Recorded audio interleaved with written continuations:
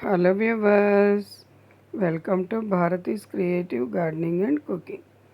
ఈరోజు మనం చల్లగా మంచి గ్రేప్ జ్యూస్ చేసుకుందామా.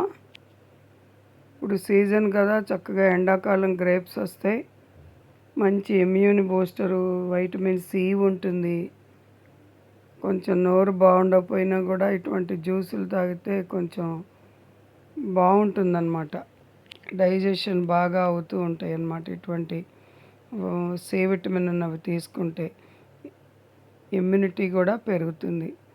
చక్కగా బ్లాక్ గ్రేప్స్ తీసుకొని శుభ్రంగా ఉప్పేసి గోరువెచ్చటి నీళ్ళల్లో కడిగి చక్కగా జ్యూసర్లో చేసుకోవటమే. లైట్గా ఉప్పించి సాల్ట్ వేసుకుంటే టేస్ట్ బాగుంటుంది.